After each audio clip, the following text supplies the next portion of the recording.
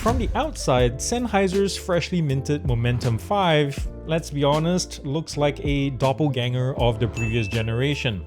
However, like my dad always said about judging things, it's the inside that counts, son. So what we have for $50 more is a revised sound, double the mics for improved ANC and voice quality, plus a user exchangeable battery, among other niceties.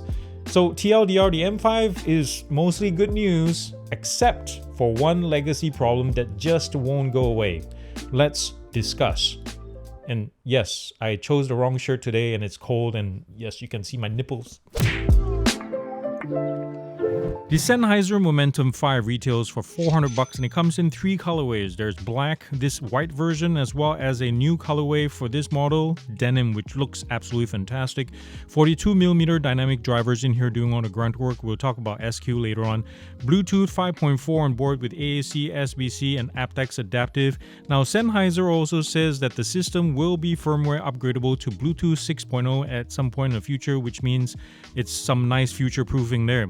Now, the factory does claim that battery life sits at 57 hours with ANC on, and that's pretty bold claims because that would make it class leading pretty much. And how did it do in real life? Well, it's still really strong. 51.1 hours during my test time, running at 65% volume and aptX adaptive. Technically, Snapdragon sound was connected. Now, there are 4 mics now as opposed to 3 per side, 4 mics per side, and the weight on this is 287 grams. Compared to the previous generation, you'll be, to be honest, hard-pressed to find any real design changes. The most obvious one to me is really this logo, and that's about it. You still have this left braille symbol right there for vision impaired, fabric lined top, and you have the slider headband mechanism and also the indent right here in the middle. The material down here is nice and soft, but I have to say, to the touch, it feels like, you know, those hospital or clinic examination beds. Yeah, they're cold to the touch. This feels like it to me. Same thing with the ear pads. They're nice and plush, but at least initially in this gray color, it kind of looks sterile to me. Removable ear pads as before, and you can access the removable battery now. So it's on the left side, you remove these 4 screws and you can access the whole thing. Now, I haven't been able to find information in terms of pricing and availability. I've asked my rep. They said we don't know yet, to be TBD. If I have any information on that, when this video comes out, I'll flash it down below. I hope it's competitively priced like the Melomania P100 from Cambridge. That was like $35 if I'm not mistaken. That makes it worth it. So the big part about this whole replaceable battery is the pricing. If they can get it price good, I think it will go a long way. So you have the controls right here, touch pads on the right, and then the power button at the bottom. And you got venting ports here, as well as the LED battery level, status lights, USB-C, and the 2.5 port. So throwback hits continues, guys, and this time we have Tony Loco doing Funky Coma Data. Yes, and it's running through my Pixel at the end of my deck to the Momentum 5s, of course, running Bluetooth 5.4 and upgradable to 6.0 later in the future. So there it is sitting at the end of my deck. And if this is the first time you're watching this, it's obviously not a scientific test by any means, but it's a good gauge. We do this every single time. Direct line of sight, for example, right now signal is going strong 25 feet away. And then when we round around the house with something in the way, you will start getting signal issues. Like right around here, the window is when this current Bluetooth protocol will start getting issues. I just got a right side cut out, and it's just getting worse as we go further away. So I'm gonna call it around 37 feet away, and it's performing exactly according to specs. And now you can see the fit of this on my head as well. And of course, some of you may be like, yeah, white is not my thing.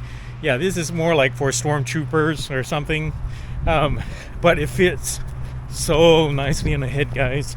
There's a slight lift on my head, at least for my skull. I've adjusted everything for the right tightness and everything around my head, but when I do run, there's a slight lift right here in the middle, just a little bit, not too much.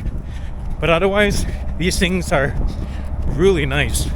There is, as I'll mention later on in terms of the ear pads, there is some slight bumping on the back, especially as it gets warmer, if I'm really hot and my ears expand a little bit. But apart from that, that's no big deal. And if you've been seeing a lot of purple around my house, our oldest graduated high school and he's gone. So if you see some tears, it's only because Some sawdust got into my eyes. Go, go, go, go, go, go. You're simulating wind running into To the mics. How's that sound, guys? And just in time as traffic comes through. testing, testing. 1, 2, 3. It's lunch hour right now. Yeah, I'm kind of sad face about this because Not too hard, is it? After testing the Soundcore Liberty 5 Pro series, remember that video? I'll link it up above. Those were like night and day difference. This has 4 mics per side, 8 mics altogether, and it's not too great, is it? like sound suppression just kind of is all over the place, and my voice is, yeah, I don't know what's Still, Sennheiser, you can do better than this. Now, one thing I also noticed kind of weird is when I get phone calls, it goes into active noise cancellation. It's kind of backwards. Usually, a lot of devices nowadays, when you have the system, whether it be it in off position or in pass-through mode. If you get a phone call, it stays in pass-through, or if you're in noise cancellation, it turns on pass-through. In this case, it does it backwards. It makes it quieter for you to answer your phone calls, so you're less aware of your surroundings if you're outdoors, for example. And I wish there was a toggle for that. But anyways, it is what it is. And so let me know down in the comments below what you think about The mic quality on this, say compared to the HDB 630, which is the closest and most recent Sennheiser that we've tested on this channel. So I'll link that video too up above. Comment down below what you think, what's the difference, if any, and let's head back to the studio. There's no way around it, guys. Sennheiser has pushed for a more mainstream tune here, something with more fun and energy than, say, the M4 and HDB 630. Out of the box, this Momentum 5 goes bigger on the bass with crispy and balanced mids and high ends. It's really a lot of fun to listen to, but I would say it lacks the surgical treble response and composure of the 630, especially if you're coming straight from that, you'll definitely notice it. But arguably, I would say the M5 is sonically a couple of steps ahead of the M4 in terms of a true wireless travel headphone. Now, I could go off tangent and talk about how these three, sound-wise, are largely separated less by hardware and instead more by software and tuning, but I won't, but just food for thought there. Anyway, the main takeaway about the M5 is that it doesn't sound 50 bucks less than the XM6 or the QC Ultra 2. It's a smooth and natural operator from like low bass to mid treble. Sub bass is strong, but it's not consistently tight based on what I'm hearing. Treble doesn't get flustered easily with shrill sections from Dire Straits' Money for Nothing or Linda Ronstadt's Blue Bayou, while mid-range is the highlight, guys. It expresses male and female vocals in equal richness. Now, wired listening is also on the table. Users can use the 3.5mm if they like, but using USB-C to USB-C keeps the channels open at 24-bit 96 kHz, which is fantastic. I have medium-sized earlobes, and usually they're fine with the ear pads, but if it's hot out or after a workout when these swell up a little, they start to bump up against the padding. So I can't imagine what that could be like if you have been blessed with larger ears. Perhaps the biggest mixed bag is the design. In my unboxing video of this, there were quite a few comments about how same it looks over the M4 and that it still falls flat and not in a compact ball like some of its rivals. So I guess for real change, we'll have to wait for the Momentum 6 to do just that. So while some of you might find this thing boring, I personally think the M5, especially in the new denim colorway, looks the part, albeit is more plasticky and chi-fi than, say, Bose and Sony. As for sound isolation, ANC performs close but not at the levels of other mainstream flagships. There's no like cocoon of silence like Bose or Sony because the M5 still lets a smidge more high-pitched noises through. And who knows, all it could take is a firmware update to fix that and then like boom, the M5 is right there among the top, but we'll wait and see about that. For me, I'll score ANC an A-, passive ISO an A, and pass-through a C-. I've said it before and I'll say, mutter, and grumble again. Touch controls, especially full-phase, single-sided ones like this, are the work of the devil. You can guarantee that anytime, like literally any bloody time your finger or skin accidentally grazes the surface, boop, adjust the headband, boop, yeah. You know what would be the best? I want Sennheiser to give us a couple of assignable buttons because right now there's none for those of us who prefer to disable touch controls altogether.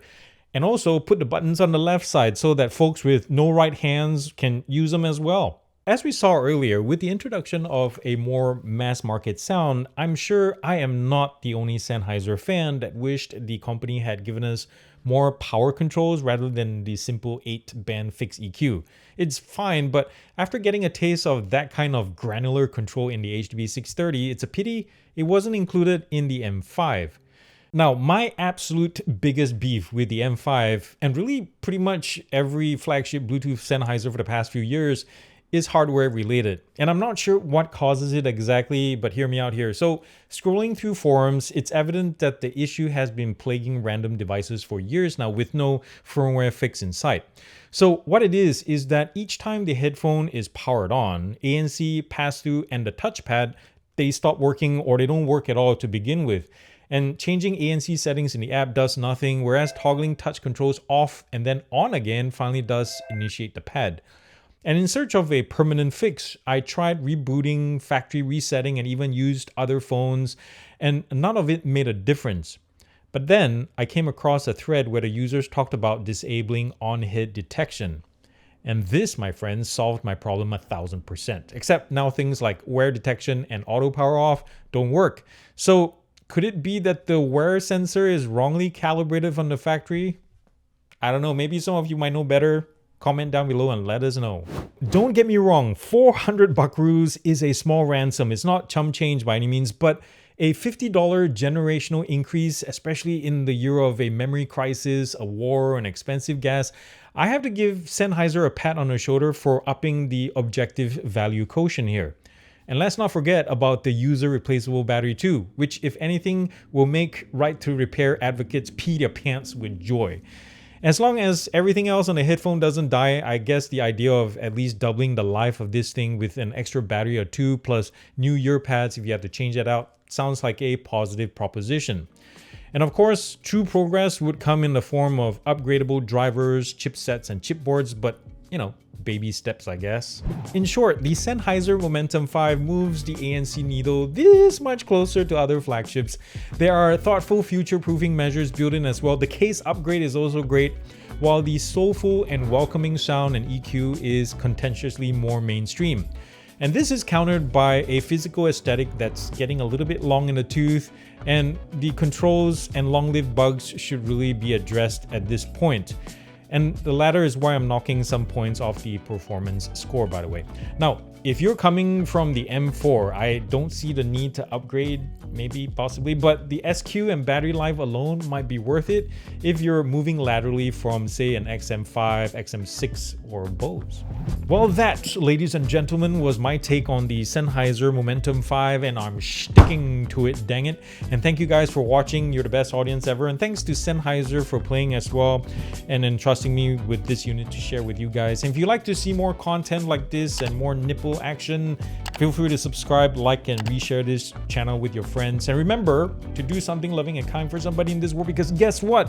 If you haven't seen the news or have been outside lately, the world needs it more than ever, and it starts with you. I love you guys very much. Peace out and God bless.